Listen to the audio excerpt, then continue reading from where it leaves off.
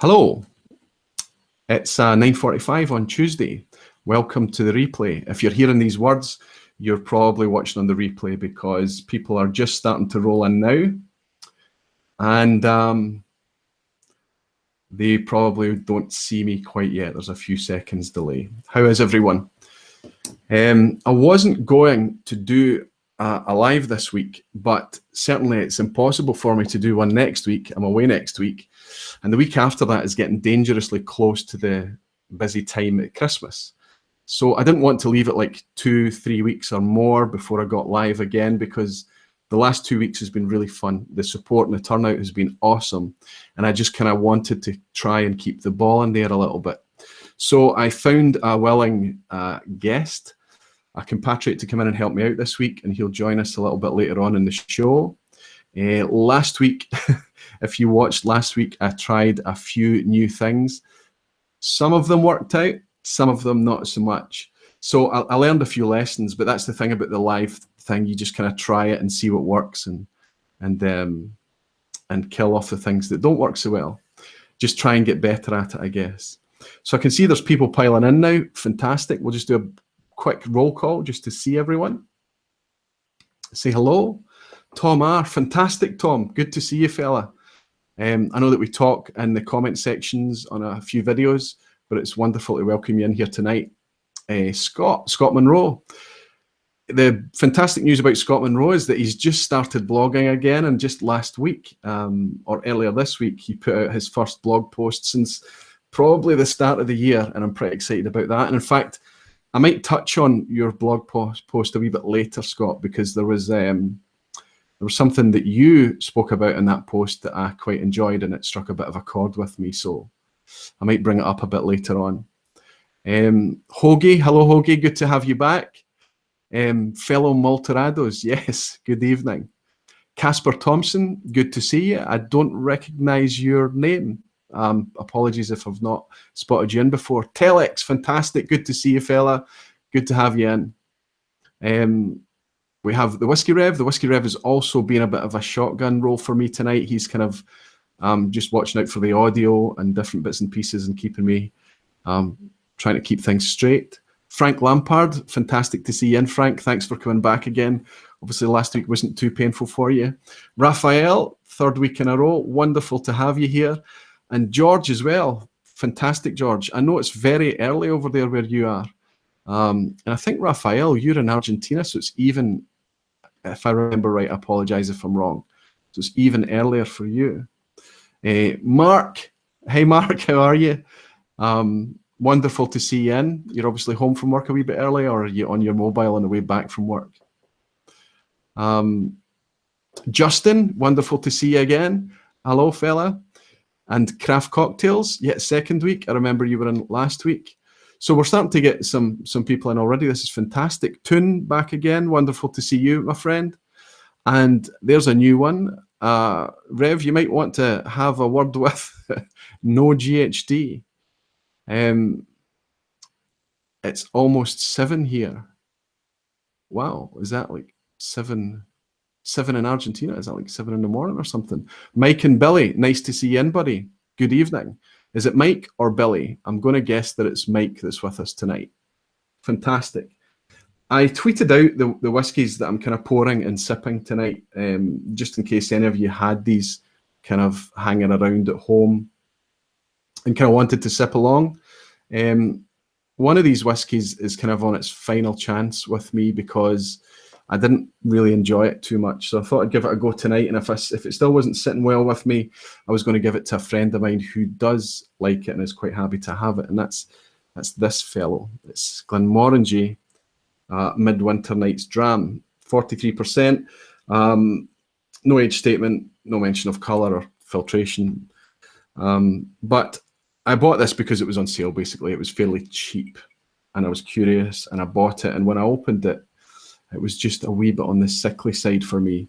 But I have to be honest, while I've been setting up here, it's been sitting in the glass and I've been nosing it, and it's not that bad on the nose anyway.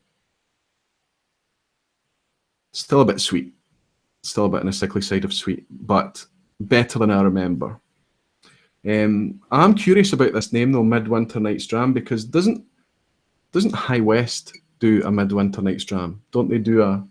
Isn't there a Midwinter Night's Dram bourbon? Okay. Glen Ord Singleton 15. Now that's interesting because the Singleton that we get here tends to be Glendullan or Dufton. So wherever you are, no GHD. I guess the Glen Ord is a Singleton that you get. That's cool. Is the Glenmoe Midwinter at least better than the 10 original? Hoagie Bear, I know it's not popular, but I actually like Glenmorangie original. I like, it's just a blast of pineapple, top note flavors to me. I quite like it. I don't hate it that much. Yeah, it could do with being a bit better presented sometimes, especially here in the UK. I don't know about other markets, but we don't get an age statement anymore. It's just Glenmorangie original. So I would rather be drinking the original than this, I think. But I've not sipped this tonight yet, so we'll wait and see. Welsh Toro's in. Fantastic to see you, Welsh. Always fantastic to have you back in. Dodgy, very dodgy. Glenmorangie, yeah, I mean, it's hit and a miss. It must be tempting for them, though, when they've got that brand that they can put out non-age statement limited editions, charge £80 for them, and kind of just play and experiment and do daft things. And they seem to always sell. The limited editions always sell out. Some of them are very good and end up on auctions at inflated prices and things. So it's tempting for a company to do that, I guess. Interesting choice, Roy. Curious to see what you think after oxidation. But yeah, it's been open at least 6 or 8 months. Willie Dollier, nice to have you in, my friend. See if I've missed anyone.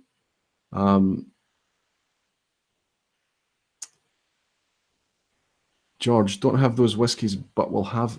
I've been having. Okay, I'm going to try and pronounce that. It's Kiobanach, I think.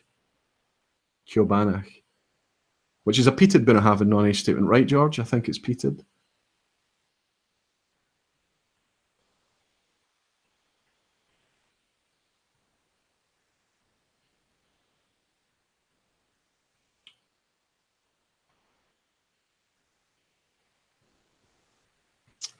Hey, it's sweet. It's a bit sickly, and it's got that kind of quite bitter aftertaste that I remember. It's not a bad whiskey. If you were in a pinch, you'd be quite happy with it. But I think, Roberto, I don't know if you're in tonight, but if this bottle's coming round to you, I know you like it, so you can have this. No GHD. I'm in Scotland, but it's export-only bottle. Yeah, I think it is. The Glen Ord is export-only. It's interesting. Where are you in Scotland, fella? Matter of fact, this is Telex. I have the Midwinter Act for scene 1 you speak of from High West here. Well, that's interesting. So that's, if going from memory, I think that High West is like a Scotch blend. I think they bring in Scotch and they blend it with some bourbon or rye or something like that. I don't know. But I'm curious as to, is there not some kind of argument there over using that name? Who used it first or whatever? Rob, Whisky in the Six. Hello, fella. No Nonsense Whiskey. I thought that you were busy tonight, Vin. Fantastic to see you've made it. I don't know if you can stay for the whole stream. It'd be wonderful if you did. Scott, a bottle of the Midwinter got me through a weekend music festival last year. Thought it was okay. Well, that's funny you say that, Scott, because if you're at a music festival, right, you'd be quite happy with a bottle of, I don't know, Bell's or JW Red or whatever. And it's funny you touch on that because the subject I want to bring up with you in your blog post is about drinking whiskey in context and in different environments, and how the whiskey experience is affected by the environment, and how whiskies that you might not necessarily enjoy at home sitting on your couch is suddenly magnificent when you're drinking it in maybe its home environment, like a bourbon in the States in the case of your blog. Scott's last blog, I'll encourage you to go and read it. Scott is on Twitter as Kilted Moose, and he's on Blogspot as Kilted Moose Whiskey, I think. And his latest blog post was that he went and he tried a bourbon that he was tasting for the first time in New York, in a kind of speakeasy type environment, I think, Scott. And you ordered this bourbon, and I think you ordered more and more, and ended up drinking it most of the night and came out feeling no pain. And I think what happened is that you loved it so much that you came home to Scotland and bought a similarly, or a similar expression, maybe not the exact same one, still enjoyed it. But I think what you realize and what I took from your post is that just that difference in context, that difference in environment changed the whiskey experience. And that's something that's quite close to my heart, because depending on the environment, depending on the weather, depending on how you're feeling, can change dramatically the whiskey experience, I find. I don't know if that's a common feeling. I don't know if everyone would agree with me on that, but certainly I find that anyway. Toon is enjoying a Talisker 10. Great on a cold night. I would agree completely. Perfect weather for Talisker Toon. The only other Glenmorangie I own is the Atlanta. Now, you sent me some of your Atlanta, Vin, and I have to be honest, I liked it, and I liked it a lot. So it just goes to show, I've had a few dodgy Glenmorangies. I remember the Milshin being not great, again, very sickly sweet. I remember a few others being just, I mean, they'd be fine if they were 35 or 40 pounds, but these limited edition Glenmorangies are 70 or 80 pounds typically. And if you compare that to the Nectar d'Or, the Quinta-Ruban, the other ones that tend to carry an age statement and are more of a consistent part of their core range, I don't see the value proposition there. It's only that by virtue of the fact that they're limited edition. I realise that not everyone would agree with that some people really quite enjoy their Glenmorangies. Okay, let's see where we are.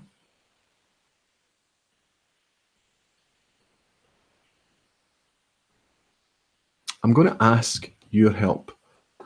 Okay, Hoagie Bear, please pronounce Bunnahabhain Stúrtear. Bunnahabhain Stúrtear. I think it's Gaelic for helmsman. So there you go, Stúrtear. That's the way I understand it to be anyway. It's not one I've studied, it's not one I've looked into. I was considering doing another pronunciation video, Hoagie, that I covered a bit more of the ones that weren't included in the first two, but they take quite a bit of work and I need to be in the mood. But I believe that's how you pronounce that particular Bunnahabhain. George, I'm terrible at pronunciations. To be honest, most folk are. It really takes a bit of effort. It's especially the ones that are rooted in Gaelic. We just, even in Scotland, less than 2% of our population are first language Gaelic speakers. I think there's a few more than that speak Gaelic, but in terms of our first language, there's very few of us here speak Gaelic now. So when we see Gaelic alphabet, and I think Gaelic only has 18 letters in their alphabet, so they have to put letters together and things to make sounds. And I think when we see that, it's really tough for us to try and interpret how it's supposed to be pronounced as English speakers, regardless of where we live. Ebhead, good to see you. Good to see you back again, my friend. And Dram Dude, fantastic to see you in again as well. Welcome, both of you. Dundee, so out towards the east. I'm from Tayside myself, originally from Perth. I wonder, did you guys get the storm out there last night? It was horrific here. Shelton. Hello, Shelton. Fantastic to see you. Nice to catch up with you again. Love to hear you, mate. Great going. Wonderful. Shelton, you're welcome in here anytime. It's fantastic for you to make time and come and join us. Maybe I should have you on one night. Would you be up for that? Let me know. Hoagie's asking, anyone try the Glendronach peated port yet? Absolutely not. I've not even heard of the peated port. Wonder if it's a poor man's Benriach 17 solstice. That Benriach 17 gets a very, very good reputation. But I would be surprised if Glendronach put out anything subpar. Okay, I have a question for you. So after this quick roll call, I'm going to ask you guys to help me quickly. I have a first world problem that you might be able to help me with. KS, hey Roy, love the videos. First time I've been able to join the live stream. Well, you're very welcome, KS, and I hope it's not the last time. Where are you in the world, my friend? Spot on, Roy. I think maybe, Scott, you're referring to the environment thing. Everwind, wonderful to have you back, my friend. Wonderful. Drinking JW Red in a techno club in Berlin for €1 until 6 AM. Best Scotch experience ever. Yeah. I told a story last week or the week before about me with JW Red as well. I was on a train journey and the only whiskey that they had was JW Red. By the time I arrived in Glasgow, I had 4 or 5 of them, and it was wonderful. You know, it actually started to taste really nice. So it's amazing what you can enjoy in a pinch, right? Mike and Billy's whiskey review. Enjoying Bunnahabhain 25 right now. Mike, so it is Mike, but you do drink like a king, don't you, Mike? You do very, very well. Mike and Billy's whiskey reviews, they're YouTubers out of Ohio, and they started just this year. They're just growing. I think they've probably hit about 250 subs or so just now. They're doing quite well. But some of the whiskies those guys are drinking are whiskies that I would kill for. 1 in 5 in Wales, Roy, and we've had 1,000 years of trouble with our neighbour. Is that for in terms of Gaelic speaking, or is it Gaelic in Wales, Welsh Toro, or it's Welsh, isn't it? It's Welsh, I guess. And Gaelic in Ireland, or Irish in Ireland, actually. Shilton, a smokehead, fantastic smokehead. I think, is there a non-age statement smokehead out now? There used to be a 12 and an 18. The Rev and I got through a bottle of his smokehead 18 that was really, really good. Okay. Right, I have a question for you, and as I've already hinted, it is a bit of a first world problem. My wife usually comes to me at this time of year and says, you know, what kind of whiskey would you like for Christmas? But this year, she's asked, rather than her getting like 2 or 3 of the whiskies I've had my eye on or whatever, she said, look, I want to get you a really nice bottle. I have a Glengoyne 25 downstairs, and I think she's noticed how hard I've hit that, because it's just such a wonderful whiskey that it's hard to stay away from it and keep it just for special occasions. Sometimes if you're just in the mood, you know, the Glengoyne 25 just is perfect. And I think she's decided that this year what she'd like to do is kind of get me a decent special bottle. Now, if you ask a whiskey head to recommend a whiskey, for example, as a gift for somebody, they're the worst person that you could possibly ask, because you know, they're at the jaggy end of whiskey, so they're not going to always choose something that should be appropriate for the recipient. They're probably going to choose something that they would want. And it's a wee bit like that for my wife to ask me, because number one, there's just so much that I actually want that it's difficult to choose. But also, I feel like that maybe she should just wing it and surprise me. But just to give you an idea of budget, and this is why I'm asking you for some help, give me some suggestions. If it was you, a couple of years ago, she bought me this Apple Watch. So we're talking, I think I could probably get away with asking for something of that order in terms of price, which is really cool. So what if your wife came to you at Christmas and said, I'm going to get you a really nice bottle of whiskey? What would you go for? I'd love to see what you'd suggest. And I know my friend in Dundee would probably suggest just a few cases of Johnny Walker Red, which isn't that bad an idea. Tom R. Tom, you're doing the right thing. What you're doing is you're typing in @Aqvavitae so that it comes up highlighted so that I know it's a question for me and I can just pluck it out the chat. It says, Aqvavitae Roy, help me with the correct pronunciation of the new distillery, Ardnahoe. Ardnahoe Distillery is the latest addition to the family of Islay distilleries. Jim McEwen's project out there. Really quite excited to see how that's coming along. So there you have it, Tom, Ardnahoe. again, that's my interpretation. That's how I understand it. That's how I've heard it pronounced.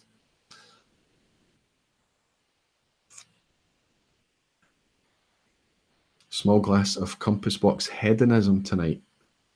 Well, if you've watched one of my very first videos, I know it's an absolute, it's like 20 odd minutes to get through, Scott, but hedonism is one of my favourites as well. It's a really, really good whiskey. The Dronic Peter Port is no age statement. Yeah, I'd still trust Glendronach. I'd certainly give them I'd give them the benefit of doubt, Hoagie, definitely. Isn't the best whiskey free whiskey? Absolutely, Everwind. Whatever whiskey's available. Yeah, when I'm talking about context and environment, you know, the best whiskey that you can possibly taste ever is that joke about is whiskey in a dunnage warehouse drawn straight from a cask, right? So that's the best whiskey. It doesn't matter the distillery. It doesn't matter what kind of cask it is. The best whiskey you can taste is whiskey that's drawn straight from a cask and poured into your glass in a dunnage warehouse. That's pretty much.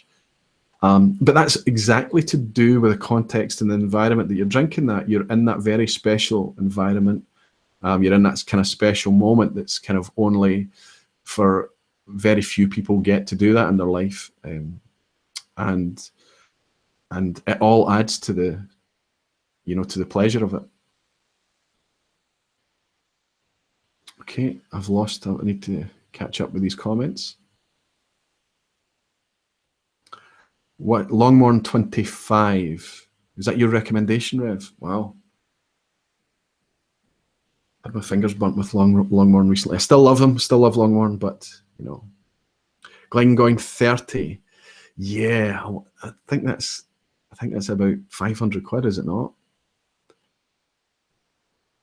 I don't know if I could push.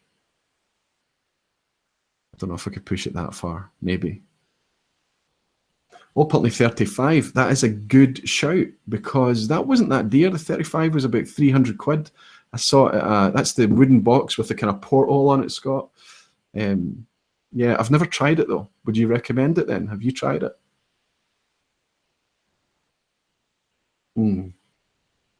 Okay, Roy, I got a great bottle for you. Only available from Berlin Bottler. Get me in contact with your wife and we'll make it happen. Wow.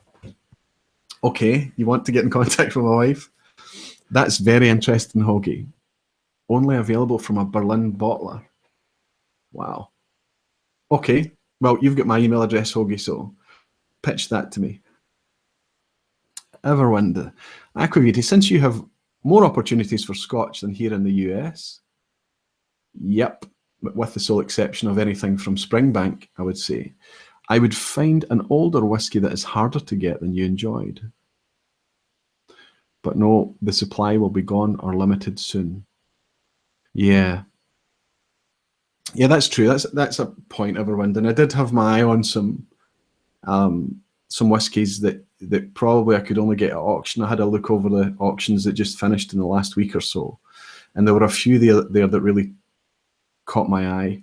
But again, that was me putting my kind of whiskey geek hat on, looking at closed distilleries and 1970s bottlings and 1980s bottlings and all those kind of things that I love. But I think what she wants to buy me is kind of a really nicely presented gift type whiskey, I think. Anyone tried the Antiquary 35 that Ralphie reviewed a few weeks ago? I have not. I have not. But that's a 35-year-old blend. Ardbeg 20-something for a Christmas bottle from the wife. I like Ardbeg, but I don't think I'd go. I don't think I'd go crazy for it. Most Ardbegs, Tom, I find have kind of passed their value point. People are paying money for Ardbegs that the whiskey can't really live up to the cost of it most of the time. Aqvavitae, my girlfriend purchased me a Highland Park 21 for my birthday this year. Would have preferred the 30, absolutely. I've just finished a bottle of Highland Park 21 and it kind of, it only delivered about 75% of what I expected for me. Perhaps I was giving it a hard time. It wasn't that expensive. It was about £120 I paid for it. But it was still lovely whiskey. It really was. My missus has never bought me a bottle.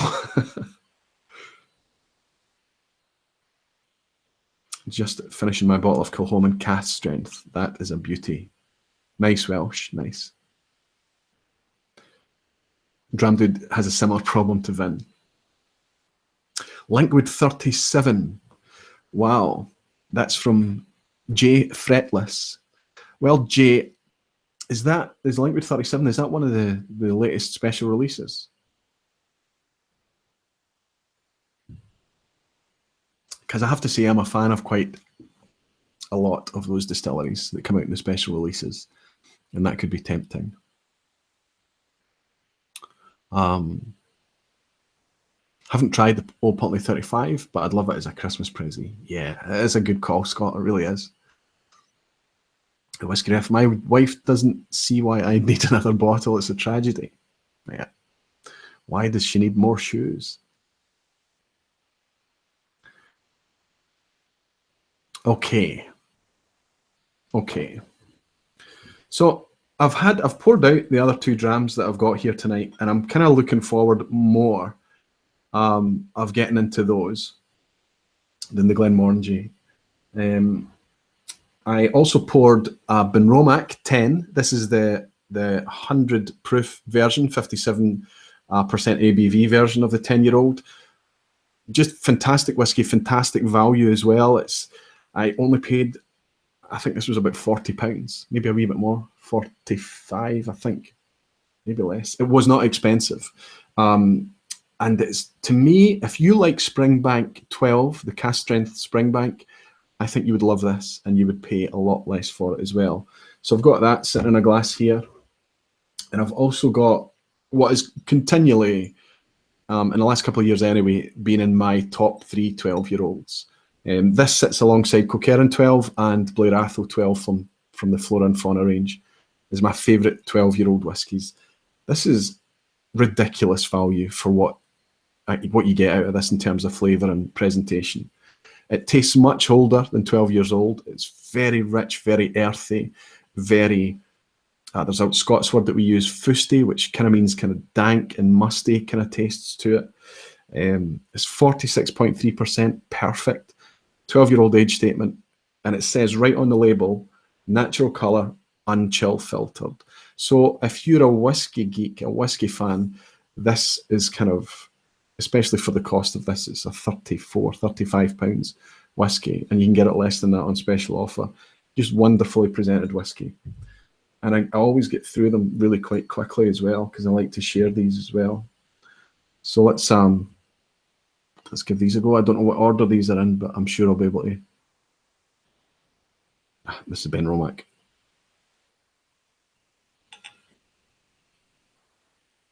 So I do have, waiting in the wings, an absolute gentleman guest tonight. I'm really looking forward to having him on. But Rob from Whisky in the Six is joining me tonight, and he's going to take on the trivia challenge. So Rob will be going up against you guys. And what I'd like to suggest is that, a bit like last week, but instead of trying to get somebody to come in on the call, what we'll do is the same as we ended up doing last week, and that is just nominate somebody from the viewers to participate and go up against Rob, but in the chat.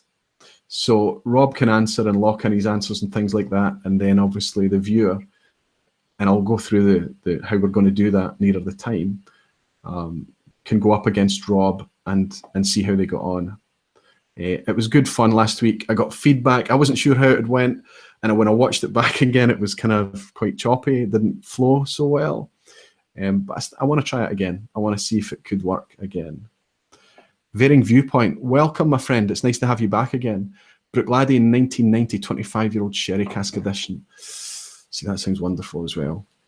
I'm a fan of those old Brookladdies. I'd go for a great single cask strength independent bottlings. I've got quite a few of those. I really have. But I think that she sees the single cask independent bottlings as being at the geeky end, and it's not. I think she wants to give me a gift that she can connect with a bit as well. So I think she's thinking of, you know, one of those kind of more gift style whiskies, what my wife would perceive as being a really nice gift. But yeah, Hoagie, I get exactly where you're coming from. Aqvavitae, I'm a huge fan of Yamazaki 18. Its rarity and price have skyrocketed for good reasons, but maybe you have lower prices in Scotland. Absolutely not, we do not. I've found this to be one of the most amazing whiskies. Do you know, I've never tried the Yamazaki 18, and I have to say, Everwind, I'm sure it is wonderful whiskey, but you would probably agree with me that it's another one of those whiskies that has surpassed its value point as well. And I probably would discount it based on that, unless I got it at reasonable money, because it would be quite a formidable whiskey to have in the collection.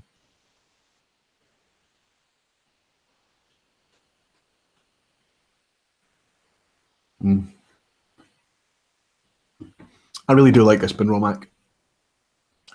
There's a real sour note, kind of similar to the sour note that you can get in a lot of Springbanks. It's so reminiscent of Springbank to me, in my palate. Orange peel, marmalade kind of flavors,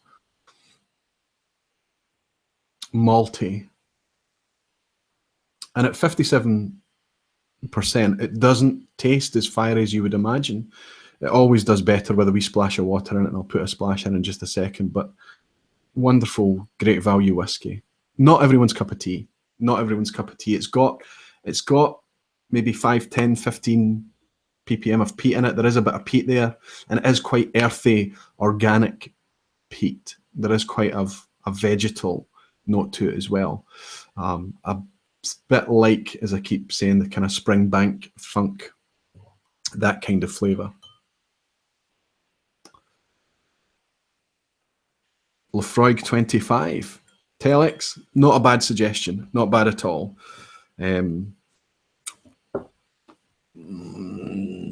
But I prefer peaty whiskies a bit younger. Is that bad? Retrocom, welcome. First time I've seen you in, my friend. I actually want to see, how can I tell how many are actually in? 40. Wow, fantastic. That's the peak. I don't know how many's in. Wonderful. Retrocom. You fellas are so lucky having wives who'd even entertain buying you a bottle. My wife wouldn't ever buy me a whiskey. I'm luckier than that because my wife is actually sat downstairs on the couch watching TV on her own tonight. Last week on when I did the live stream, she was actually away on an overnight, so I didn't have any guilt about sitting here hanging out with you guys. But this week is a wee bit different. She's downstairs on her own, so yeah, I'm feeling some guilt about that. But she's very accommodating. She's super supportive. I have a very good wife. I am very lucky. Okay. Every time I try and scroll down, it jumps. If you've ever tried to do this, you'll realise how tricky it is. I too really like the Buna 12. I have a few on my bar. Yeah, it's just a great whiskey. It really is. Hi, Jez. How are you, my friend? Good to have you back in. Justin also says, Aqvavitae, I fully agree with you on the Bunnahabhain 12. Well, it's good. I mean, I think that Burn Stewart or Distell, a South African firm that concern that own Burn Stewart now, all of their core expressions have an age statement, 46.3%, natural colour and non-chill filtration, right across the core range. And I think that that's what, as whiskey fans, we've been asking for a long time. And it's those are the producers. So I'm talking about Tobermory, talking about Deanston, I'm talking about Bunnahabhain, and also from Tobermory is the Lechick as well, the peated versions. Those are the producers, and they're not the only ones, that we should be queuing up and rewarding for presenting their whiskies in that way. We can't complain and ask for this natural presentation, and then they put it out there at reasonable prices, really reasonable prices, and we choose not to participate because the brands, you know, they're not a Macallan or they're not a Highland Park or they're not an Ardbeg or a Glenmorangie or whatever. If they're bringing us that presentation, we need to engage with it. I really believe that. And every time I've engaged with it, I've found that not only is the presentation good, but the whiskey is damn good as well. especially in the case of all the whiskies from Burn Stewart that I've just mentioned. I have not tasted one that's in recent years. In the past, yes, there has been some, you know, less than stellar expressions, but I'm talking about now, and I'm talking about the last couple of years, especially from Deanston. I haven't tasted anything from Deanston that hasn't made me want to go back immediately and buy another bottle. And I would say that that's true of this Bunnahabhain as well. Whiskey Dick. Hi, Bill. Good to have you in. Thank you for making it. I know you were looking for the stream a wee bit earlier tonight, but it was GMT, 9:45 GMT. Maltman Mike. Mike, good to see you in, fella. This is the first time you're joining us. You're very welcome in here. Wishing you all the best with your new venture, Roy. You're talking about the live streams. Thank you very much. It's been going really, really well. I just jumped in and tried it off the cuff a couple of weeks ago. And yeah, it seems to be at this time zone. I think there was a desire for it. And yeah, maybe have you on sometime, Mike. Maybe have you on and you can take the trivia challenge and go up against the crowd. But welcome in, Mike. Good to see you. Telex the Whiskey Tech is saying, understood and agree on the young peat. Yeah, never tried the Lefroy 25, but it might be worth a look. Of course, it would be worth a look. But I think it would be one of those things I would want to try a wee drama of a sample in a bar or a sample exchange or something first, because it's damn pricey.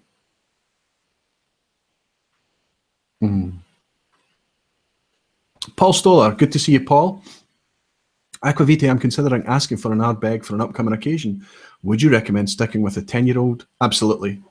No question. I don't even need to read the rest of your sentence, or going for a slightly pricier NAS. So even their entry-level non-age statement ANO is the same price, or actually a wee bit more some places than the 10-year-old. So it doesn't make a lot of sense to me. I don't understand what that's about. And if you look at the casking and things like that, there's nothing so innovative about the casking.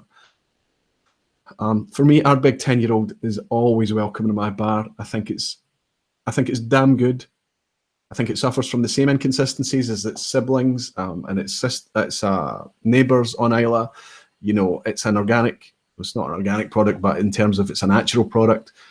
And I enjoy some bottles of Ardbeg 10 more than others. Some disappear faster than others. But, you know, with the Ardbeg 10-year-old, there's a measurable investment on Ardbeg's part, and that is they've matured it in oak for 10 years, and I always enjoy it. It's very dry, it's very ashen, it's a powerful peat prospect, but there's a lovely underlying sweetness as well. Ardbeg 10-year-old, no question. I know there's a lot of Ardbeg fans out there, and I know you love your Ardbegs, you love your Corryvreckens, you love your Ugadals, and I've flirted with and owned those. And you know, they're good, they are good. Some years better than others, of course, like everything else. But the ANO just kind of left me flat and absolutely, you know, questioning why is this the same price as a 10-year-old? I think if you liked sweet peat and if you liked sweet whiskies, you might connect with the Ardbeg ANO. But for me, it was that sweetness was this kind of sickly sweetness. Anyway, we're getting on quite a bit. I'm just about to bring in my guest for tonight. I'll just clear up any that's highlighted for me.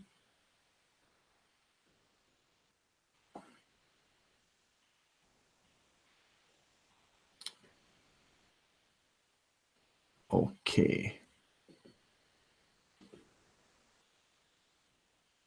Fantastic. I think I've caught up.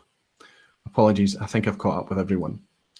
The last whiskey I'm going to pour. So there's quite a lot of suggestions there. I think the one that's grabbed me the most is that Old Pulteney 35, actually. I wouldn't mind working out a way to try that first. But yeah, I'll keep you posted as to what I actually plump for and what Santa actually puts under the tree at the end of the day. I poured these earlier tonight and I left them sitting for a while. And I like to do that when I've got the time. More often than not, I'm too impatient and I just pour a dram and drink it. But I was at a whiskey tasting on Tuesday night And it was quite interesting. It was Paul McKendrick, who is the brand ambassador, or he does a lot of roles. I don't actually know what his title is, for the Creative Whisky Company. Paul used to be a member of the Glasgow Whisky Club, and he went on to work for the Creative Whisky Company, and he came and he presented 8 whiskies on Tuesday night, which were wonderful. And he said that he put a lot of thought into what order these whiskies should go in the flight. And in the end, he just gave up worrying about it and just put them out in a kind of rough and ready way, with the only thing being that the really peaty ones would be at the end. And we started to talk about that. I know that from as long as I've been drinking whiskey flights, I've been going from light whiskies to richer whiskies, to spicier whiskies, to slightly smoky whiskies, and then finishing on a kind of peat monster. That would be the whiskey steps, so to speak.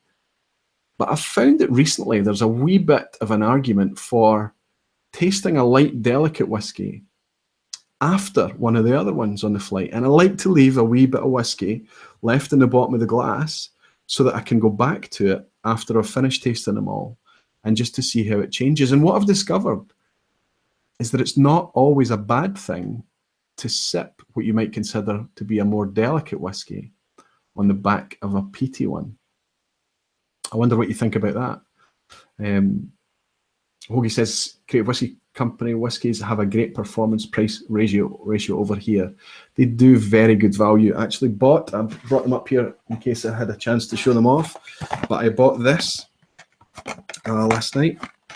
This is all it says on the front is a distillery in Speyside, which is kind of the only way that people are trading casks right now and selling casks is if you don't disclose what the distillery is more often than not. I know what this is. It's part of the Grants complex. It's Canonbury.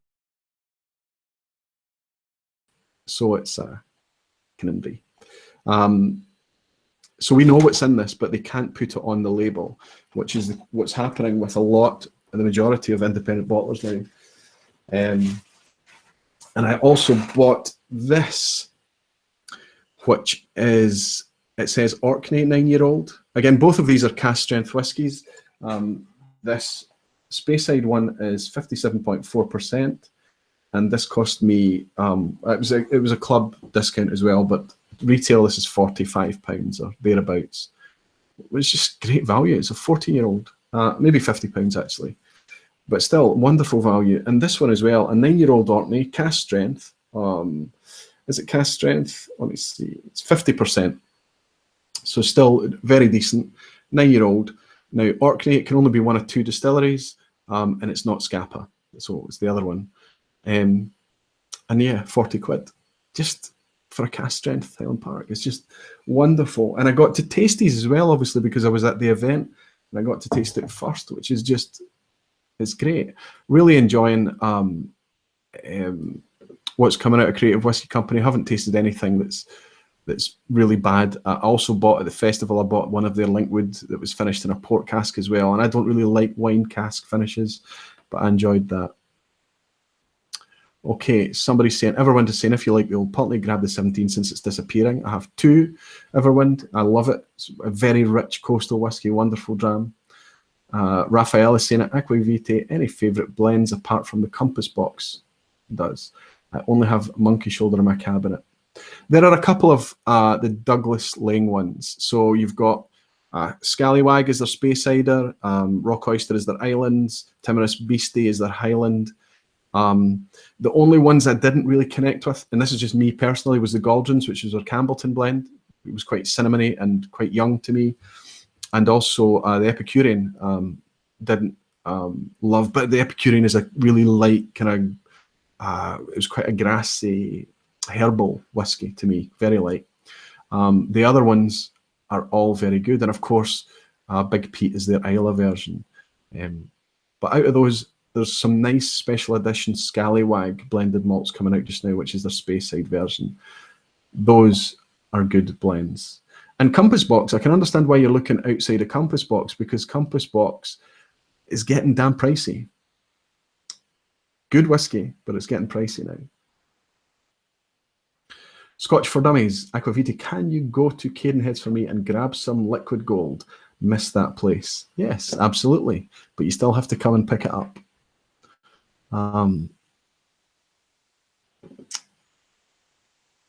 Have you tried the new Deanston 9-year-old Bordeaux finish?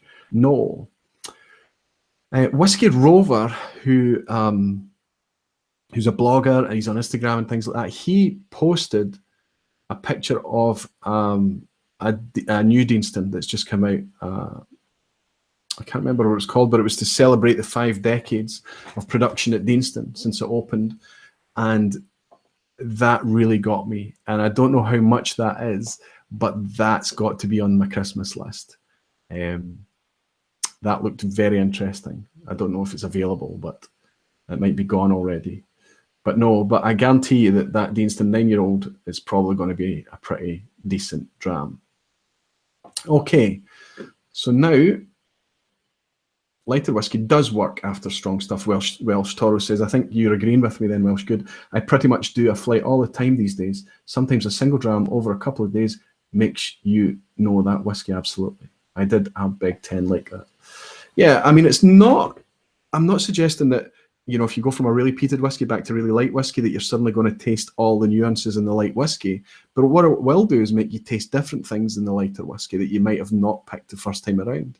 What you're doing as you go through that flight of whiskies is each dram is you're kind of changing the condition of your palate, so that you're going to taste different things each time. And I love to go backwards and forwards. And I love this Bunnahabhain 12. Absolutely love it.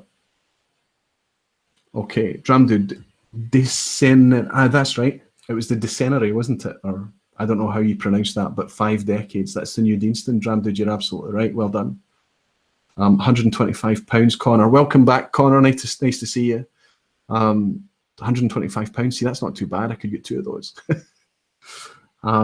Travis, what's up, Roy? And Sixer, blind tasting today. Not today, but we do have a bit of a challenge for Rob. Okay, I think now our guest has been patiently waiting. Nod, Rob, if you are in a comfortable position and if you're ready to come in. And we shall welcome I'm super excited to have this guy in, actually. He's a great guy. He's one of whiskey's gentlemen. He's very, very calm. He's a scholar of the subject. He's really, really passionate about it. And he's been consistently putting out whiskey content on YouTube now for the last couple of years. I'll let him introduce himself a bit more. But let's see if we can get, if he unmutes his mic, we should be able to hear him. Hello, Rob. Hey, Roy, how are you? I'm very well. I'm very well. I don't know if that was painful for you, have to sit and listen to my monologue for a bit, but thank you for your patience and waiting. Absolutely not. It's always my pleasure listening to you, Roy. You know that. How are you? You okay? I'm good. I'm enjoying this compass box over here, the hedonism. I heard you talking about it already. Yes, yes. Listen, I remember being a snob about that compass box hedonism years and years ago. It was probably when it first came out, and I was in a specialist down south. And the guy who I trust, he's a really good guy, he said to me, he said, you need to try this, it's a blended grain. And I just said, no, no, no. And I had the car outside, so I could literally have one drink of whiskey. And I can't remember what it was that I was trying to get to try instead. And he said, no, this is the one you want to try. And he let me taste it. And he was absolutely right. It was a wonderful whiskey. Are you enjoying it? Is that the first time you've tried it? So I opened this about a week and a half ago, and I am really enjoying it. It's very similar to some of the more recent boutique-style Canadian whiskeys that I've been opening. This is a stock and barrel. It's Ontario whiskey. And it's weird how, I mean, the stock and barrel is a lot younger. You can tell that the hedonism has older whiskey in it. Mm. And there might be, I don't know, I could be incorrect about this, but the hedonism seems like it has maybe 1 or 2 ppm. I'm not 100% sure. Maybe a little bit less. Yeah. I don't know, less than 1, but there's definitely no peat in the Canadian, but it's on the nose. They're strikingly similar in my opinion. Okay. I mean, I don't know if Compass Box still do it, but I think they do. They used to publish a lot of information on the website in terms of what the makeup of the particular batches were of hedonism and lots of other expressions that they do. And what I discovered is if you send them an email, they will actually reply and they will tell you exactly down to the age of what they've put in their expressions. Well, I'll definitely do that before I do the review on this, but I'm enjoying it. I like it a lot. Yeah. It's a very sweet whiskey. And you think because it's grain, you think it's just going to be light and kind of delicate, but there's a lot of complexity, I think, going on in there. There's a lot of engagement in it. Absolutely. What are you paying for that in Canada now? I acquired this through trade. Am I echoing? Should I plug in? Am I echoing on your end? Are we getting anybody? I don't think anybody's complaining about. Can you hear an echo? As soon as there is, let me know and I'll plug in. But in Alberta, you can get this for around $80 to $90. Now, that's a very good price compared to the rest of Canada. That's Canadian dollars. So that would probably be about 40-ish, 45 pounds. Wow. I think we're about £60 for hedonism here. Not sure. I guess the guys, the viewers would know, but I think hedonism is about £60 now. So that's a good deal. There's a couple people I noticed from Alberta in the chat. They're not going to be too happy about me sharing the prices of these because they like to keep that on the lowdown, but they don't want a rush on Alberta, right? I heard somebody recently describe Alberta as the Wild West of Canadian retail for whiskey. It is. I mean, the lower end whiskeys are relatively the same price, but you can find a gem every once in a while. I just put aside 2 Highland Park Odins for about 400 Canadian, which would be, like I said, about 200 pounds. I'm not sure what the exchange is right now, but I feel like that's a good deal for a bottle that's completely gone everywhere else. Yeah, yeah. And sometimes there is an argument that you pass these opportunities and then 6 months later you go, do you know what? I'd have paid it by now. I wouldn't be thinking about the money anymore. I should have done it. Yeah, I was on holiday in October. Actually, our families were together. The Whiskey Rev and I, our 2 families, went on holiday. And I was in a shop, and the guy literally that morning found a Hazelburn 9-year-old Barolo. They thought they'd sold out a long time ago, and he'd 1 bottle of it. And he was willing to sell it to me at retail. And I just spent far too much money on whiskey. And I walked out the shop saying, I should buy that, I should buy that, I should buy that. And then I said, you know what, I'll go back later. And of course, I didn't go back later. And now everybody's telling me how wonderful Hazelburn 9-year-old Barolo is. And I could have got it for 60, 65 pounds, you know. But, you know, these things happen and you have to strike when it's available. What I try to tell my friends when they miss out on deals like that is there's always going to be another deal. But the ones that you really care to try, you have to pull the trigger because one day the next time you look for them, they might be gone forever. And yeah, they do. They disappear. They do disappear. Now, you do, I mean, I want to touch on this a wee bit. One of the things I want to ask you about is that Canada has draconian legislation and draconian controls when it comes to buying whiskey or retailing whiskey, the distribution of whiskey. It must be hard for you to actually, I know how passionate you are about whiskey, I know how much you love it. It must be hard for you. There must be so much whiskey you want to get your hands on and you just can't get it. Yeah, I mean, because of the channel, I've been luckier. I mean, people approach me, opportunities arise that I wouldn't normally get. But as an Ontarian, I can speak. It is very difficult. And I understand a lot of the frustration of some of the viewers that watch my channel because it's near impossible to get good whiskey at a cheap price. You're paying at least 50% more on average. An example would be the Highland Park 25-year-old is $900 in Ontario, and in Alberta, well, now they've raised the price in Alberta as well to around 600 to 650. But up until last month, you could buy a Highland Park 25-year-old for $400, which is usually about half. The way I kind of estimate it is pounds are about half the amount of Canadian dollars, I guess you can say. So what $400 Canadian is roughly 200 pounds, right? Yeah. I'm not sure. I mean, what are you against the dollar just now? I think we're about $1.2 to the pound. The pound is very weak just now. So it's a good time for you guys to buy whiskey.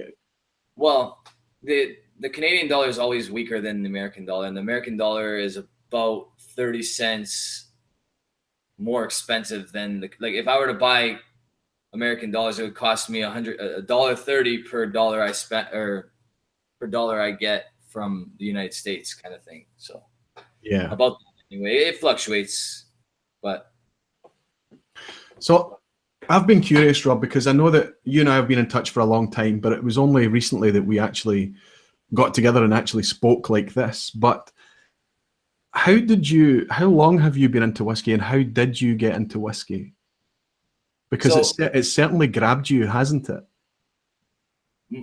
Recently it has definitely, but it's kind of always been a cultural thing for myself and my brothers. We grew up, my parents owned a cottage, and we would go to the cottage, and it's kind of the Canadian cottage thing to bring a bottle of whiskey, and unfortunately more often than not finish the bottle of whiskey before the weekend was up. So we would go up to the cottage, which was in Sauble Beach, Ontario, and we would always bring something different. So we really started with Canadian whiskey, and we would always try to branch out to different types of whiskey. And I think I spoke about the Enoch recently and said that was one of the first actual Scottish whiskeys that I truly enjoyed, because I was into more Canadian whiskey, and the common Glenlivets and Glenfiddichs, but I never really ventured beyond that. And yeah, so I'm 33 now. We owned that cottage probably 14, 15 years ago. So in Ontario, you can be 19 to purchase whiskey. As long as you're 19, you can purchase whiskey. So yeah, I've been drinking for 14 years, I guess you could say. Really enjoyed it. I mean, I guess I want to kind of ask you what your favorite style is. Do you still have a soft spot for Canadian whiskies? Has Scotch grabbed your heart? Because I know that you're getting into bourbon as well. I do enjoy all sorts. Single malt specifically, Scotch is Scottish whiskey. I'm sure you cringe every time you hear the word Scotch because you just call it whiskey. But single malt Scottish whiskey is definitely like my soft spot. I prefer that over anything else. More because I find that the highest potential for a whiskey lies in what you can do with malted barley, and some various types of barrel play. I think that with that combination, the perfect whiskey can be achieved. I don't know if that can be done with. I think bourbon is excellent, and they've explored many different ways to do it, but they're limited in the sense that it has to be 51% corn, so they can't play with anything beyond that, and it has to be new oak barrels, and they can't play with anything beyond a certain amount of char per barrel. So because of those things, I think bourbon comes very close, but Scotch will always have the potential. It's like, for me, the way I like to compare it is when you're playing a video game, the difficulty level can only go so high. So the human element can always achieve more than that. And I think that Scotch allows for that human element to achieve that perfect whiskey. Yeah, I mean, it's quite interesting. I'm going to recall a sample that we've exchanged, a Linkwood 27-year-old, right? I think was it a Linkwood 27 that I sent? And I think I touched on that when I sent it to you, because that was probably spent its 27 years exclusively in a refill barrel. So I think that when they start to talk about refill, you're probably talking about the newest it's likely to be might be third fill, and it could probably be fourth fill and beyond. So what happens with that Linkwood after 27 years is that the wood has never been active enough to overpower the spirit. So even after 27 years, the spirit character is still intact. The Linkwood distillery character, if you like, or the original distillate from 27 years ago. But also because of that 27 years, the environment has been allowed to come in and have some playtime as well. And that's the thing about aging Scotch. And I refer to it as Scotch, by the way. I don't, there's no offense in that term for me at all. And I think you have to differentiate. Isn't the world of whiskey. Scotch is just Scotch whiskey. But I think because of the slow maturation of Scotch, I think the environment plays a huge part in that finished makeup as well. Yeah, absolutely. I mean, so much can vary, and you get, you know, your coastal Scotch can be salty, and the, you know, the mainland stuff is just very different, and they tend to lean towards your sherried whiskeys or barrels because they have to achieve something different, because they're not going to get that salty taste. Or it's just, I feel like so much can be achieved with a Scottish whiskey. So let me ask you then, you're loving whiskey, you're passionate about it, you're hanging out with your brothers, you're drinking whiskey together, you're getting into it, you're trying Scotch, you're trying bourbon. What made you take the leap to put yourself on camera? What made you jump and do a YouTube thing? To be honest with you, for a long time I would watch whiskey reviews by various people that preceded me, and I felt like a couple things weren't always being targeted. Price, and then the value of what you're getting wasn't always targeted. The whiskey would be rated and the review would be over, and then I would go to the LCBO, which unfortunately is higher priced than everywhere else, and I would see this Scotch that was highly rated, but it's $300 Canadian, and that wasn't factored at all into it for me, and I didn't even know that until I arrived at the LCBO. And a lot of times I feel like people are buying bottles that they go home and they're disappointed in, A, because of how much they spent on the bottle, but B, because everybody's palate is a little bit different. So what I decided I was going to do is, A, I was going to talk about price as much as I possibly can, because unfortunately we live in a world where price matters, and we're not all millionaires, of course, right? So that's definitely one of the key things for me. And then the other thing would be, I'm going to give them my perspective, but I'm going to also tell them what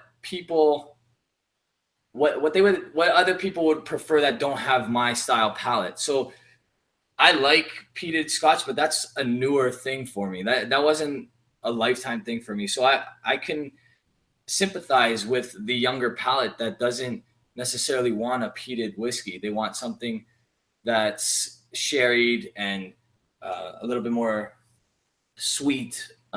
So I try to give my grading scale in letters, because I feel like that gives a little bit of leeway as far as, you know, pinpointing a 90.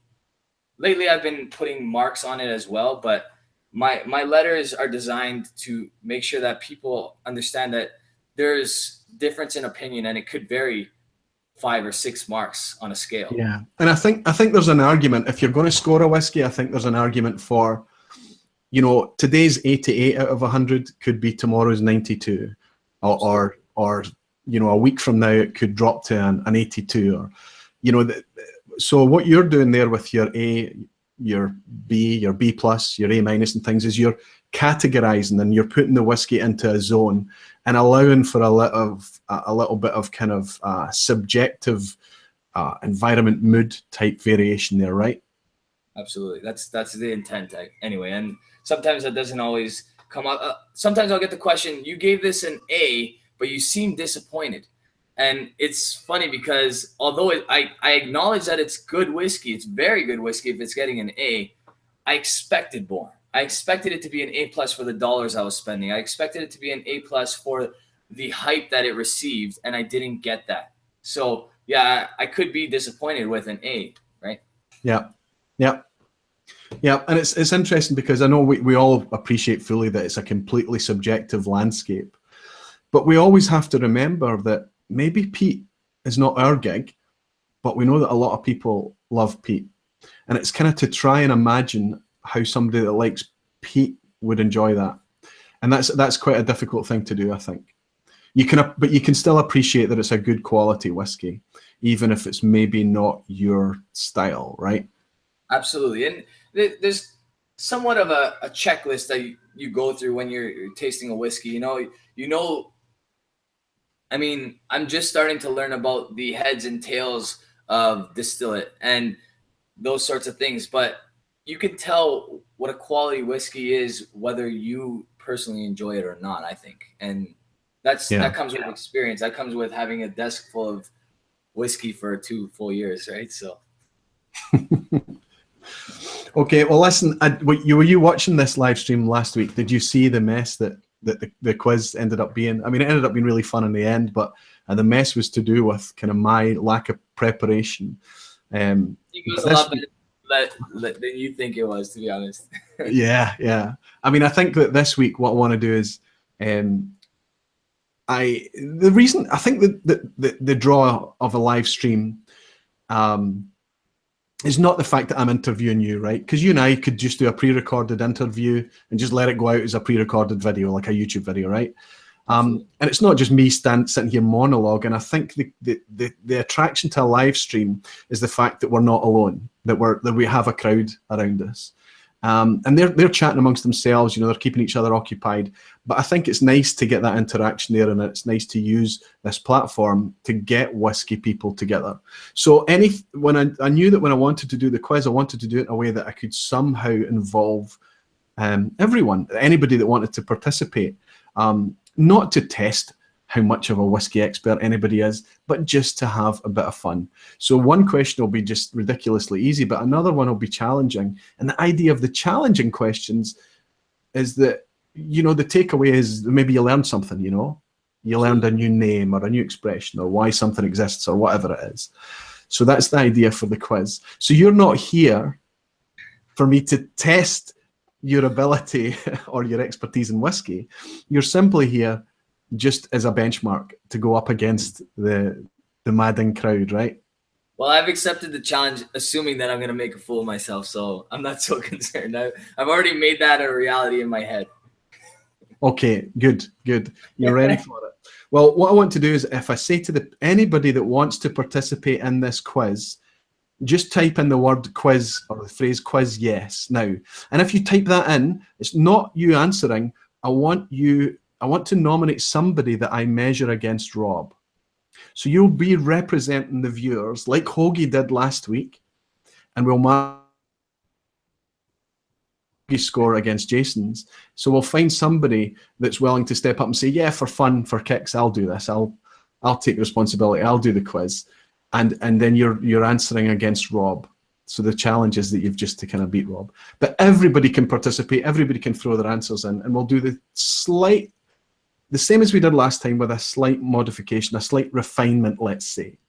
And that is, instead of Rob typing it into the comments on the YouTube chat feed, because the latency we're dealing with means that his answer will go in a good 8 or 10 seconds before anyone else's. Rob's going to lock his answer in on this Hangouts chat that we're on now. So he'll answer to me, and then immediately we can start to talk about that answer. But what I'll do is I'll say to the viewers, to the commentators, the people that are joining us here, type it in, have your answer ready, and then don't send it. Don't share it with the world. Don't give the answers away in advance. When I say enter, hit the enter button, and the comment pops in, and then theoretically everybody in the comments should answer at the same time. Rob, you need to tell me if I just made any sense there. I think you made a lot of sense. Let's just hope everybody follows the rules.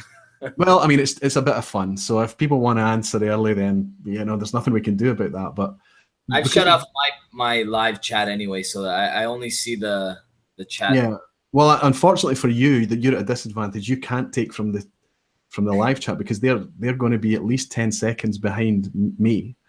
So it's going to be difficult for you to steal from them. Rob, I've got 2 envelopes here. There's 2 different sets of 10 questions.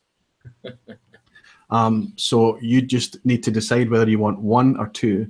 And these are a mixed bag.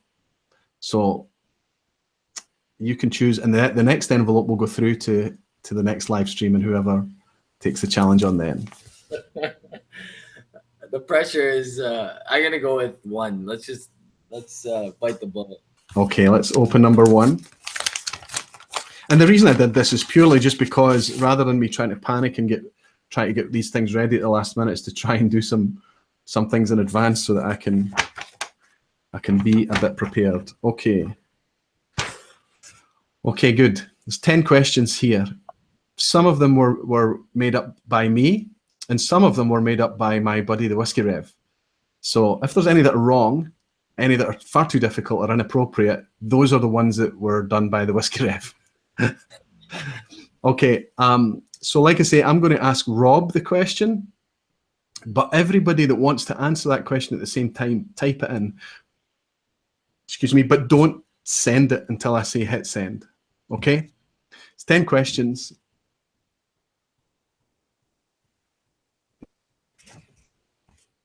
Take a glug of courage. Slàinte. I just hope you don't freeze halfway through the question and then give everybody else the advantage. Is it freezing at your side? Is it okay? 1 or 2 times so far, so it should be okay. Okay, let's go. Which single malt expression commemorates an old tale from Islay, where the locals were said to chase the devil from their town? Now, don't send the answers in. If you're in it, just wait, type it in and pause, and then hopefully everybody can hit enter at the same time. Does that rule apply to me? They can't see my answer, right? Only I can see your answer. Yeah. So. Okay. So what I'm looking for is the distillery and the expression. Oh. If you just give me the expression, I would accept, because I know that you know what it is. Okay, Rob has answered, and he's given me the correct answer. So everybody in the comments, hit enter now. Anybody that thinks that they know which single malt expression commemorates an old tale from Islay where the locals were said to chase the devil from their town. It's quite interesting because at the top of the main street in Bowmore in Islay, they've got a church, but the church is a perfect circle. And they say that the reason for it being a perfect circle is to not allow the devil any corners in which to hide in. So obviously, you know, on the Western Isles, they were really quite scared of Satan back in the day, right? Yeah. That they actually built their buildings in order to fox him. Okay, let's see what we've got coming in. Rob has answered Bowmore Devil's Cask, which is correct. So well done, Rob. So now we need to nominate somebody from the audience to go up. And one that popped out to me was Connor Strang. Connor, are you willing to step up, or is there anybody else willing to go up against Rob? Now, I noticed that Connor, I don't see that Connor answered like that one, actually. He Connor didn't. Whose name? He said quiz, yes. Scotch for Dummies. Well, okay. Good, they're up for it. So maybe you'll be up against the dummies.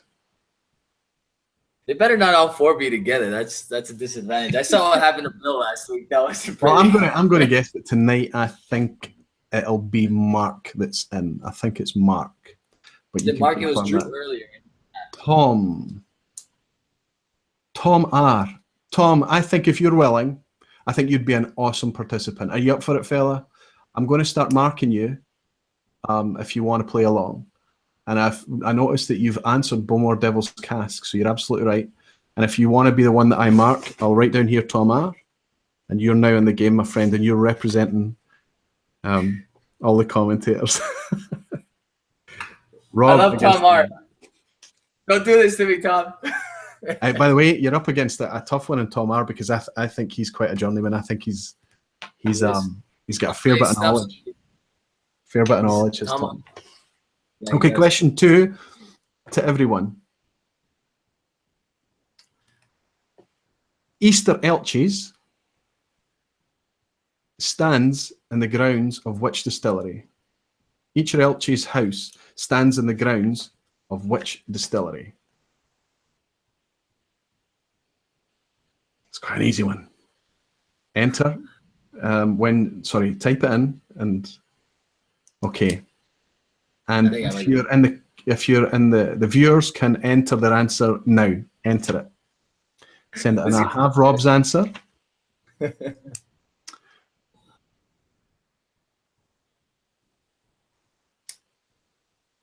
And Rob has answered Macallan, which is absolutely correct. Now, all the answers are coming in. I'm looking for Tom's answer to come in.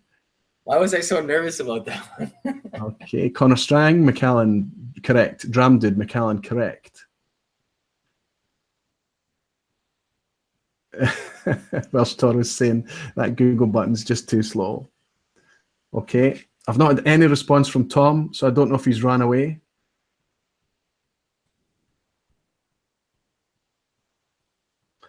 Vince saying literally no idea. Santa Cruz and Stumped. Malted Montreal, no idea. Tom ran. I think you might be right. Did you know? Is it Mark, by the way? Did you know what it was? Doesn't matter because Rob got it right. And I think that Tom has definitely pulled a parachute. I apologize, Tom, if I've asked you to do something that you didn't want to do. I'm sorry, my friend. Okay. Tom. I almost ran a couple times as well. I was scared. Yeah. I'm noticing that I thought that was quite an easy one. It's kind of bizarre because I think the only knowledge that you have is what you've been exposed to and what you've actively sought out yourself. So if you've not kind of been into Macallan, if you've not kind of pursued Macallan, you might not know that. I don't know if it's. I do know that there's a factor there. It's the way I pronounce it is absolutely incorrect. So the way you pronounce it is the correct way, and there's a difference. And well, I don't actually know. I've only ever known it as Easter elk cheese. It could be different. Could be completely different. Anyway, let's see. Tom is definitely not chiming in, so I think Tom might have left us. So unless anybody else wants to nominate themselves, put themselves forward. Dram Dude got Devil's Cask. Andy got Macallan. Dram Dude, should I start taking your... Or if I suggest that, will you run away too? Okay. Tom R/Dram Dude. You see, it's falling apart again. Rob. I think it's going smoothly. I can't see the chat though.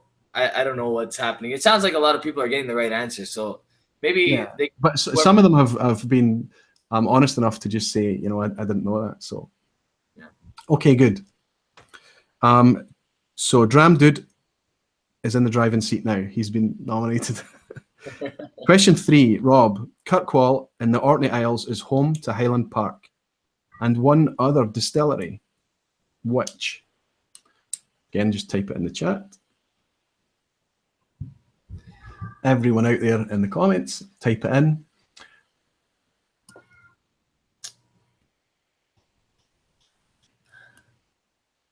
I think this actually came up earlier. I think I mentioned this, didn't I, when I was talking about the Creative Whiskey Company.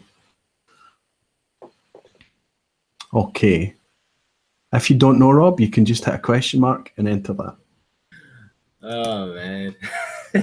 Okay. Enter now if you're in the comments. Okay, it's all pouring in. Welsh Torres shouting first. He got it first. Okay. Scapa. The other Orkney distillery is Scapa. Yeah. That's one of the ones that I've never reviewed nor have come in contact with or tasted, to be honest with you. So no, well, they did it. They used to do a wonderful 14-year-old years ago. They replaced it with a 16-year-old, which was wonderful as well. But recently they've got a couple of non-age statements, the Skiren and the Glansa. Glansa is a peated version. I prefer their old age statement stuff. I didn't connect with any of the new ones at all. So OG for Hires in. Good. Welcome in, my friend. And my wife is also in, and she's scoring 0 out of 3 so far and admitting as such. I wonder if she's been watching the whole stream. Okay, question 4, you're one behind, Rob. Douglas Lane produce a range of regional malts. which are blended malts following the regions of Scotland, such as the Epicurean, Lowland, and Big Peat for Islay. What is their Speyside regional malt called? Please just type it in and don't hit enter yet.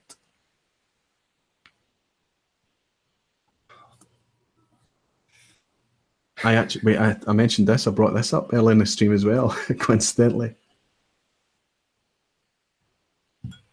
Do you know, I'm going to understand completely if you don't get this, Rob, because I don't think the regional malts have made it to Canada. From Douglas Line.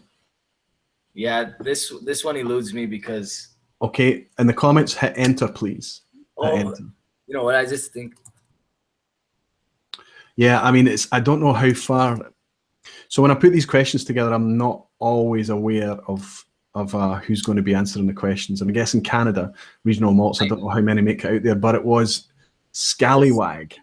Yeah, I knew it was. You know what? I didn't know that. I just didn't want to type it in because I didn't want to seem foolish. It's probably even worse than not typing it in, doing what I'm doing right now. But the reason why I do know that is because the rep that is getting Scallywag, and I forget the one with the mouse on it. It starts with a T, Tim something or other, and Rock Oyster that you said earlier. Those having, I think the Rock Oyster is coming to Ontario now, or it just hit shelves, but the Scallywag has not yet. And we're apparently going to be getting a whole bunch of them. So, well, Scallywag have actually started doing special editions. There's a sherry cask one come out just recently, and there's a very limited edition of 200 bottles only of a Christmas edition. So they seem to be doing quite well with it.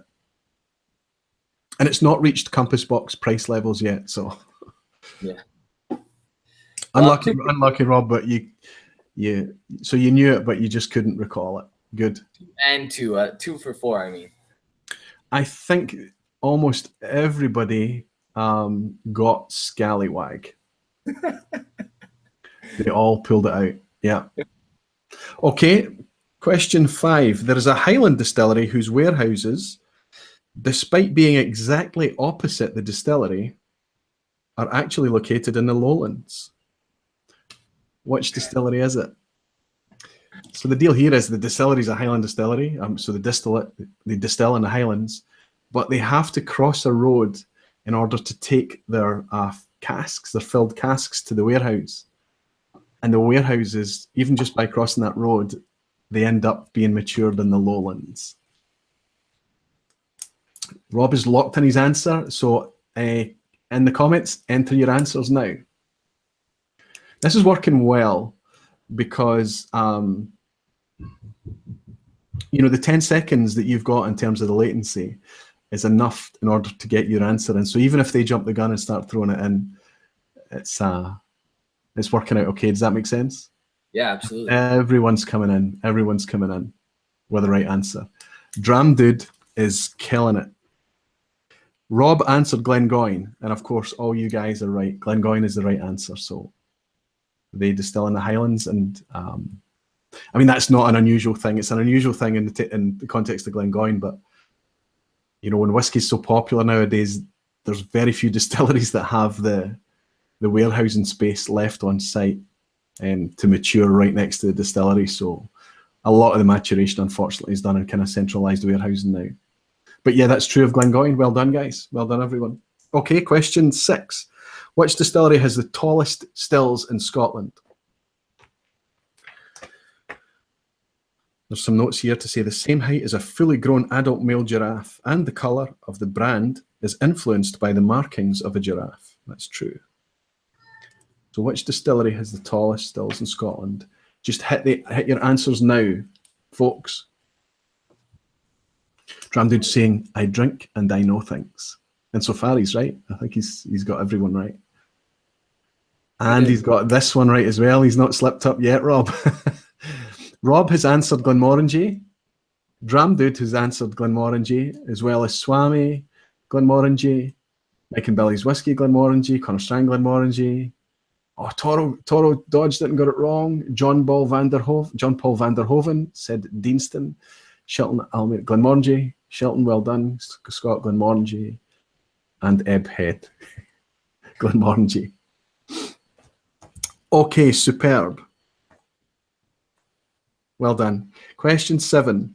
In 2007, a new distillery opened in the Scottish Lowlands, which effectively more than doubled the output of the region overnight. What is that distillery called? 2007, a new distillery was opened in the Lowlands. Brand new distillery. And the capacity was so huge that even if you take into account all the new lowland distilleries that's opening and producing, if you added them all up, it still wouldn't even get halfway towards the scale of this distillery. And it's a malt distillery. It's not. It's not a. Sorry, I shouldn't say anything else.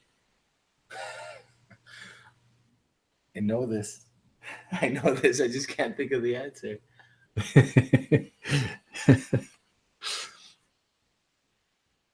The answers are coming in, Rob. If you want to hit a question mark, if you're not sure, somebody's going to put you out your misery. Yep. Dram Dude is busy Googling right now. Please answer. Everyone answer. My wife has said the blue bottle one. She's thinking of Hague. No, that's a single grain. Bless. Dram Dude has locked it in, and Rob, you've had to say you don't know this one. I already know. I've already reviewed this. I know you're going to kick yourself. It's Ailsa Bay. Ailsa Bay, 12 million litres of alcohol. Wow. 8 spirit stills. Absolutely huge. Basically gives Grants the ability to make any kind of whiskey they want in the Japanese style. Dram Dude has also answered Ailsa Bay. Well done, Dram Dude. You're killing it. You've got a full house so far. Okay.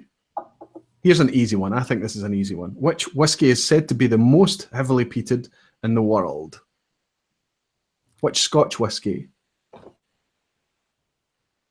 markets itself as the most heavily peated in the world? Okay, Rob's got his answer in, so the rest, everyone else, please answer. Now, this is a curious thing because I'm not an expert on this. I don't know too much about it, so it'd be interesting to get a dialogue going on that, because the malt level is taken from... You've reviewed at least one Octomore, haven't you, Rob? I have. And the answers Octomore have given it away, but everyone's answering anyway. But the peated level is taken from the malt, the grain. So, depending on how slow, how much smoke, how slow the fire burns, how much smoke they generate, how long they kiln for, that dictates how much phenols are imparted on the malt, on the barley. But then from the process there on in, everything that they do from that point forwards changes completely the ppm level, I would imagine. Because anytime I've tasted an Octomore, it's never tasted as peaty as I imagine. In fact, it's not even tasted as peaty as some Ardbegs and Lafroigs that standard bottlings. Would you agree or disagree? I completely agree. And what I think might be the reasoning behind that is they're measuring at a different time than the other companies are, I think. Because I feel like if you were to measure the liquid, if that was even possible, which I don't know. I honestly don't. Dram Dude slipped up. Hey. Dram Dude slipped up. He answered Lafroig. Unlucky Dram Dude. Taste-wise, he's probably right. Taste-wise, he is right. I think. You know what? He might be, as we've just been speaking about, in terms of actually flavour and in terms of the power of the peat and the palate, you could be right. It's to me, it's always Lafroig and Ardbeg seem to be up there. I feel like the quarter cask Lafroig, that one hit me the hardest as far as peat goes. Absolutely. So. Lafroig 10 is pretty powerful as well. Yeah, I would say that Octomore always struck me as quite, a sweet, creamy. Any of the ones I've tried anyway. They market themselves as most richly flavoured Scotch. So you've managed to claw one back, Rob. Yeah, he's Dram Dude got that one wrong, but he's still doing really, really well. Okay, we're in question 9. Dram Dude is sitting on 7, and you're on 5.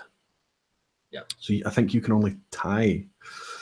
Question 9, which of the below statements is false? Oh, this is quite a tricky one, actually, so pay attention here. Which of the below statements is false? So I've got an A, B, C, and you just need to put in an A, B, or a C.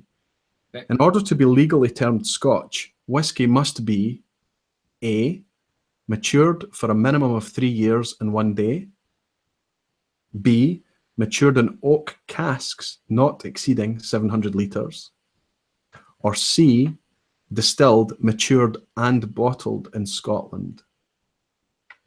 One of those statements is absolutely false.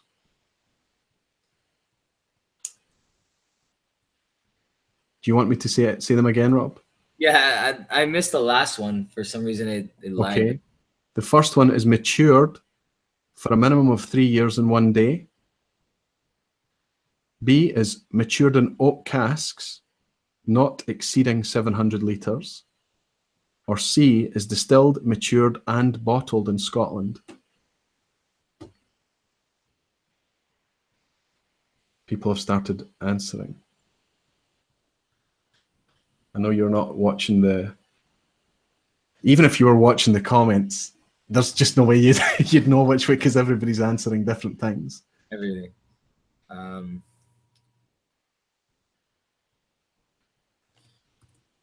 So, okay. Rob has chosen C.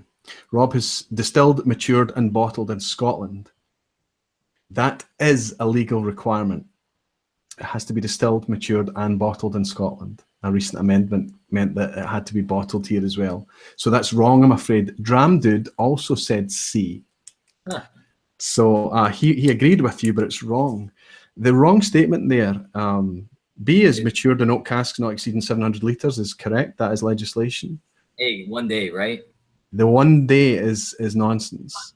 And it's just the 1 day is added just for good practice, in case, something was filled at midday and then it was accidentally bottled at a few minutes before midday. I don't know, something like that. So they just add the 1 day in for good practice, but it's not in legislation at all. 3 years is a legislation for Scots. I almost put A. I was teetering between A and C, and then I went with C. Unlucky. It's that camera effect. That's right. Stage lights. Okay, last question. Which distillery are you likely to be visiting if you're on a whiskey tour in the town of Wick?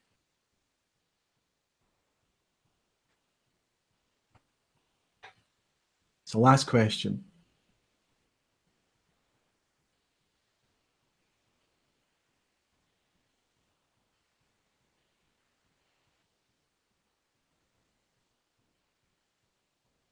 Very, very north.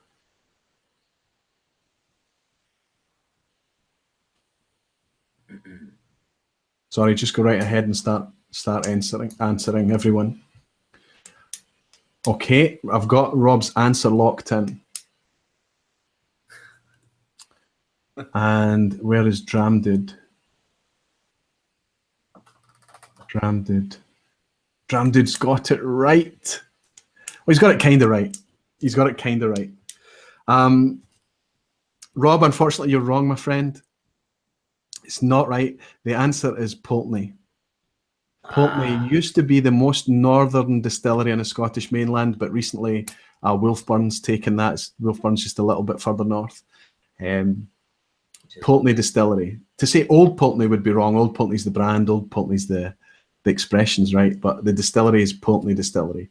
But Dram Dude gets that for saying Old Pulteney, and he scores 8 out of 10, so it doesn't need to go to a tiebreaker this week. And Rob, my friend, you're beaten by a strong performer, I think. Well, I gotta hang my head in shame, which I expected at the end of this. No shame, none at all, none at all. Swami was on a live stream. Swami from Malted in Montreal. he was on a live stream recently, and he said that he has nightmares after the questions that was on the Aqvavitae live stream from last week. So I thought I'd made the questions just a wee bit too hard. But I was talking about this earlier today, and the Whiskey Ref pointed out, he said, look, even if some of them are a wee bit hard, and people, have to go away or check things or whatever, obviously, as long as we've got them right, and there's a high risk that we've got some of these wrong, as happens with these things, but you learn something from it. You take away something that you've maybe learned, and that's kind of half the fun. And if you're getting 10 out of 10, that suggests that there maybe wasn't much of a challenge, maybe, if everybody's getting... The two I will have nightmares about is this last one and where I answered C instead of A. Those ones I should have known. Yeah, it's a killer, isn't it? It's a killer. But I spent most of my time thinking that 3 years and 1 day thing was the word. I thought that was gospel. But here we go.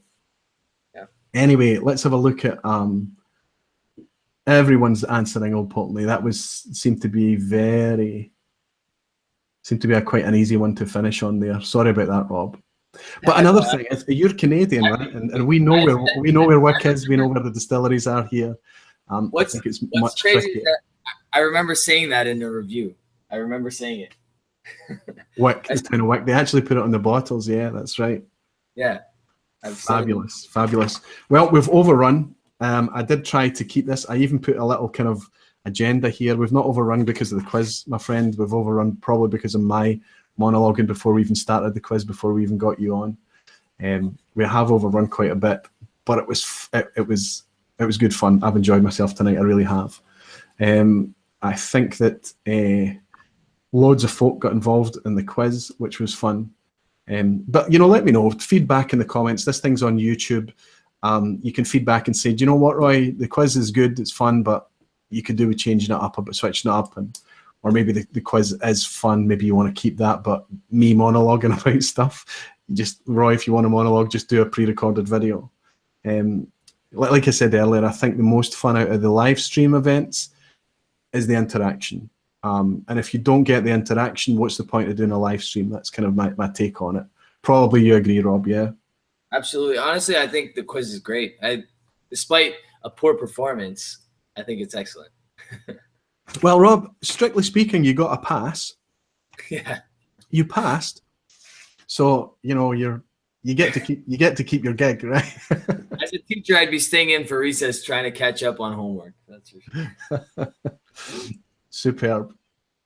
Listen, I want to give a shout out to Rob. I mean, you can already pick up just how much of a gentleman he is. He's just a lovely guy. It's a privilege to know you. I know you're so far away from me out there in Toronto, Rob, but I feel like I know you. I know that the wonderful thing about YouTube, the wonderful thing about this community that's building on YouTube is the fact that we're also connected, the fact that there's a community building around it. It's getting bigger all the time, and it's great fun, and I get to meet gentlemen like you. I think when I suggested that you join me this week, there was no hesitation from you at all, which was just absolutely wonderful. And I'd have you on in a heartbeat anytime. Anybody that wants to get, anybody that doesn't know Rob, surely everybody knows Rob. He's like 4 or 5 times the size of my channel, but he's Whisky In The Six on YouTube. He puts out a lot of content, and his back catalogue is staggeringly huge. He's put a lot of work into that channel, and you can find him there. I hope it's been okay for you, my friend. Absolutely. Honestly, first of all, I want to thank you for having me, because this Whiskey Fabric is special because, and I've spoken about this before, but I don't know if everybody knows. Recently, Roy put together a video when my daughter was born, and it was incredibly heart-touching because I've worked in other professions for several years, some nearing a decade, and never had the class of a friendship that it takes to put something like that together. So, Roy, I know you say a lot of great things about me, but truly, it's an honor to be on this channel, and it's an honor to be your friend because you're a great guy, buddy. So, well, I also want to say that video, as you see, as it demonstrates, and obviously it's a private video. We're never ever going to share that anytime. But obviously, Rob, congratulations on the birth of Aria as well. I get to say that to you live now, but when Rob had his baby, we kind of got together and we said, you know, let's send him something. And then the suggestion was put out about, well, do you know what? Let's just all do a little piece to video and we'll put it together at a video and send it to him so he can show his wife and things like that, what he's spending his time doing down in his basement on his whiskey gig thing. And everybody, I mean, just everybody that we asked just did it. And Rob, you would be amazed because we put the request out at lunchtime and pretty much everybody had sent their video in by dinner time that evening, certainly, so that we literally asked the request one day and we were able to send you a finished video the next. It was quite fantastic. It really was. And you're right. And it just shows the camaraderie there, the kind of, that's the spirit of community that exists. And I think that lies squarely with whiskey. I think whiskey is very good at doing that. Absolutely. So, like I said, honestly, it's unfortunate. There's personal things shared, but just know, guys, that it was an incredible video, and everybody. I mean, literally, people were at their work recording video at their jobs, at their real jobs, into a phone in order to send a congratulations to you. And obviously, because they're in a work environment, that's the reason that we can't kind of share that. But it was an awesome thing to do. I also think that. Well, actually, later tonight, the people on the videos were. If I started to list them, even I would probably forget some and offend people. But it was Malted in Montreal, Scotch for Dummies, Scotch Test Dummies. It was Whiskey Jason in Germany. It was Whiskey Jason, the Jason Whiskey Wise. It was Phil from Whiskey Wednesday. It was Vin from No Nonsense Whiskey. It was I'm running out now. Who else? Food Quig. I mean, everybody just got on board and did that, and it was a wonderful thing to be involved in. And Mark from Whiskey Whistle. And Mark out in Korea. Well, we can forget him because he's sleeping right now, right? Actually, it's morning. He's probably out his bed already. Yeah, Mark was there as well. Wonderful. Listen, later tonight, about 2 o'clock, 3 o'clock in the morning, our time, which is about 9 or 10 p.m. Eastern, Scotch for Dummies, they've got their live show. Swami, Malted in Montreal, has got a really cool guest this weekend. There's a new guy on YouTube. I want to give him a shout out because I just think he's funny as hell. There's this guy down, I think he's in Australia. I'm not sure where in Australia, but the channel on YouTube is JDC Drinks Whiskey. He's brand new. He's only just started this year. He really doesn't have many subs yet, and he's just kind of doing a radio show type style. So he's just sitting in front of his PC and kind of reviewing a whiskey and kind of doing a little tongue-in-cheek few jokes. I don't know if you've seen him, Rob. I have not yet, but I'm definitely going to check him out. He's just done a review on Jack Daniel's No. 7. And, you know, the thing about the kind of YouTube thing about all the different channels, we don't compete, and certainly we don't compete on style, right? And yet there's another guy that's come out again with a completely fresh take on kind of reviewing whiskies. So Swami's got JDC Whiskey on his channel this weekend as well. So Malted in Montreal's got a live show this weekend. And then on Sunday, to finish off the weekend, again, it's very late for us in Europe, but if you're willing to stay up, the Scotch Test Dummies, they've probably got a live show on Sunday night as well. So there's lots to keep us occupied during these dark nights of winter. Well, unless you're JDC Whiskey and he's sitting down there in summertime right now. But listen, I don't know what else. Did I make any notes to make sure I didn't forget anything? I've probably forgot a few things, and I apologize if I have. Rob, thanks for being so patient tonight. Thanks for joining me. Thanks to everyone for joining in. We have had 46 participants tonight. That's our busiest ever night tonight. We've ran away over. We're an hour and 45 minutes, ridiculous again. But if you're having fun, just go with it, right? Yeah, exactly. Thank you very much, Roy, for having me. I really appreciate it. It was awesome. You're a gentleman, Rob. Thank you, and thank you to everybody. Slàinte. Cheers.